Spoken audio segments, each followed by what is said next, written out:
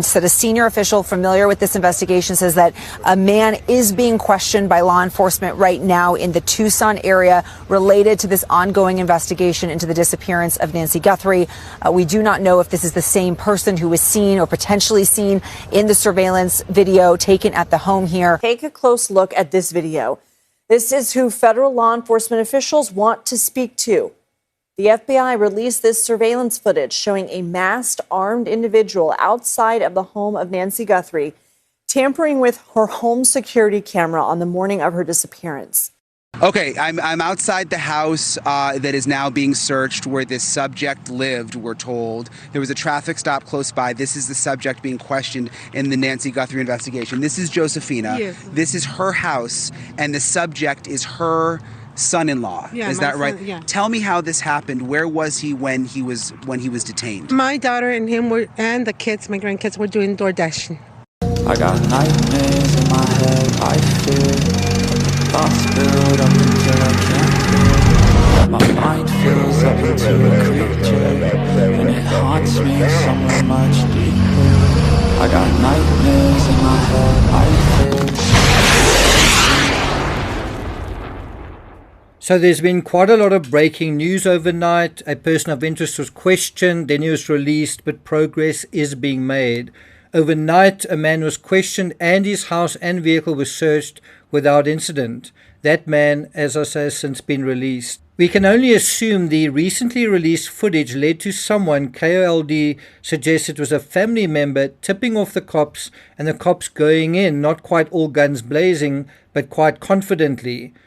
And on paper, Carlos from Rio Rico, which is south of Tucson, seemed basically the right fit, the right age, the right size, and he happens to be a delivery driver who admitted that he might have delivered a package to Nancy Guthrie's home. This is him. And they told me I was being detained for kidnapping. And I asked them, like, well, kidnapping of who? And they told me this lady, I don't know her name. And Nancy Guthrie? Yeah, that's her. And I told him, I work in Tucson for GLS. I might have delivered a package to your house, but I never kidnapped anybody.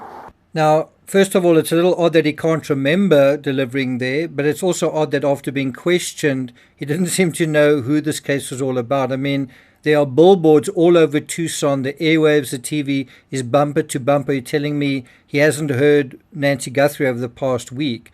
Anyway, according to KOLD, Josephina Maddox told CNN that the person detained was her son-in-law, 36-year-old Carlos Alfredo Palazuelos, probably butchered that, but claimed he had nothing to do with the case. They had somebody give a tip that the lady was in my house. The woman said, I told them you can go in and search my house. There's nobody there. I have nothing to hide. Maddox said that investigators were going in and out of her home taking a lot of photos. She said that Palazuelos is a delivery driver, possibly for FedEx, and had been to Tucson. Well, you just heard her saying on camera that it's DoorDash, right? It's unclear who exactly phoned in the tip, but what is clear is it hasn't led to anything, and of course, poor Nancy is still missing. I do believe any minute now, literally any minute, the man in the footage is going to be identified by a member of the public, and I'm quite sure when Savannah made her appeal for tips from the public, remember she said no matter where they come from in the world, I think that was because she had already seen this footage. I actually think the authorities have had it for a while. I mean, I knew it was extremely unlikely in this day and age that there was absolutely zero CCTV in this case, which is why I scoffed in the previous to last video when I said, is Tucson some sort of Bermuda Triangle, the only place in the world where digital devices don't record? Well, now we see that they did. Meanwhile, let's take a closer look at the footage to see who we are dealing with. Have a look at this graphic. We see a mask, a balaclava, actually a backpack, gloves, and then a gun and a gun holster. So the first thing that stands out, or should stand out, is the firearm. I suspect the suspect has it where he has it so it can be easily concealed and retrieved. I don't know if it's a gangster thing or something he's seen in a game, but I certainly haven't really seen that before. What he can do is slip his jacket over it, and at first glance no one will know that he's really packing. But this is fairly unconventional, and it suggests our perp is not law enforcement, and by the way, not ICE or ex-ICE either. According to CNN, no person with law enforcement or military training would ever carry a firearm in a holster like that, right right where that is at almost the center of his body, hanging off of his belt there. It's not very tactically sound for a lot of reasons. That's according to CNN senior law enforcement analyst Andrew McCabe. He's also a former deputy director of the FBI. There are also increasing concerns that the suspect here isn't very professional. And by the way, if this was a kidnapping for ransom, this might explain why this has been conducted in such a stupid, unorthodox way, why it hasn't made much sense. Incidentally, I do agree that the suspect is likely to be a local, and that is, because of his first contacting was local media stations, well, a local would know about them, and then TMZ as well. This reinforces this notion. Now, according to Moore, he says it's kind of ridiculous. He's got a small semi-automatic pistol meant for concealment that he could have put in his pocket, but instead he's holstering it in a holster made for a large frame revolver. They don't even match. Now, the dumbness of the suspect could be indicative that we're dealing with quite a young perpetrator, possibly someone in his 20s, even someone in his early 20s, whereas Carlos Palazuelos is 36. In any event, according to KOLD.com, FBI Director Kash Patel said on Tuesday that agents are looking for more than one individual as a person of interest in this case. Well, let's hope so. Going back to the footage, the one thing the perpetrator got right was covering himself from head to toe in order to prevent DNA traces from being left behind. It was something Koberger did as well. But the silly Nana is a bit behind in that department because DNA evidence is passé these days compared to digital evidence like this. Anyway, according to CNN senior correspondent Josh Campbell, also a former FBI agent, he said that the individual's garb could have been a purposeful attempt to try to prevent leaving behind any DNA at the scene from skin or hair fibers as well as fingerprints. Now, I've already mentioned this in a previous video about the security footage, but other potential witnesses could be shop owners who could have sold this guy the various items he's wearing, such as the shoes, the jacket, the balaclava, the backpack, and of course also the firearm and the holster. I wonder whether they'll be able to identify the kind of firearm he's carrying there.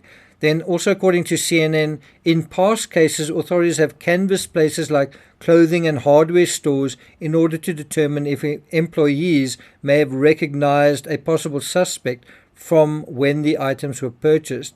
This may also indicate where a particular perpetrator may be located in the city based on the store where he bought certain items.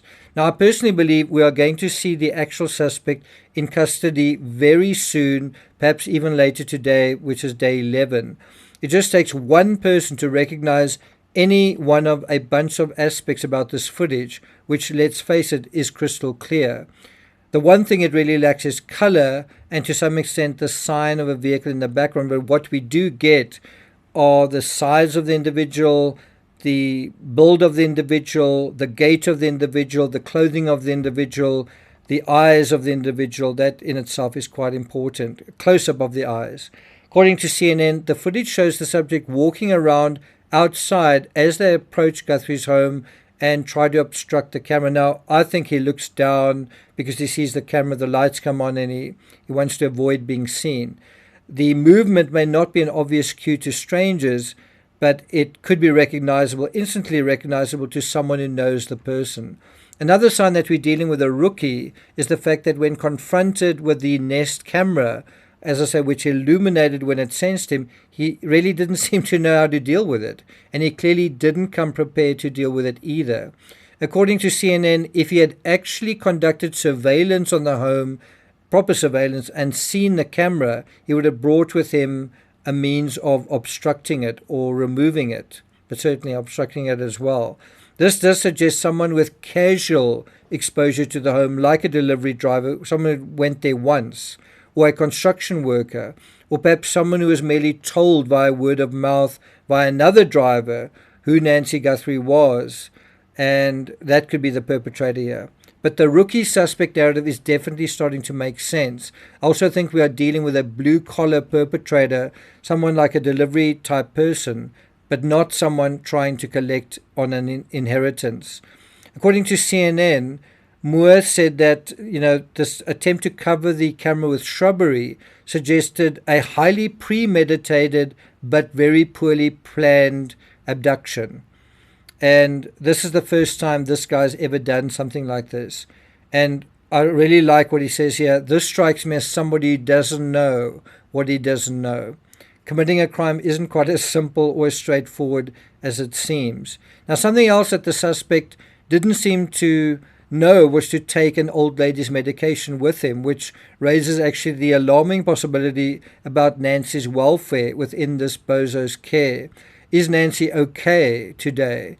I suppose she could have asked him to get medication for her at a drugstore, but not the sort of meds that she would need a prescription for. All right, I'm not going to take it further than that, except I want to end off this analysis by pointing out how reckless it is to make wild stabs at people's guilt online, just because perhaps you want to get first dibs at the cherry. And in particular, those who have speculated that Annie, Savannah's sister, Nancy's daughter, is the suspect on camera. You guys are more ridiculous than the suspect is.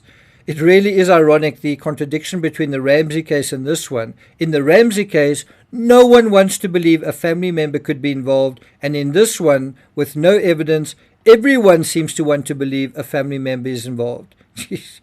Meanwhile, Savannah is staying with her own sister in the middle of the abduction that her sister is apparently masterminding. But some folks, I guess, you simply just can't reason with. Anyway, another very interesting question is why the cops took so long to release this footage, and I suspect they have actually had it for some time. And I think there's an interesting, if troubling, reason why they've held some of those cards back. Unless there are some major developments in the meantime, and I feel there will be, but if there aren't, we'll deal with that in the next episode. So thank you for listening, and I'll see you guys next time.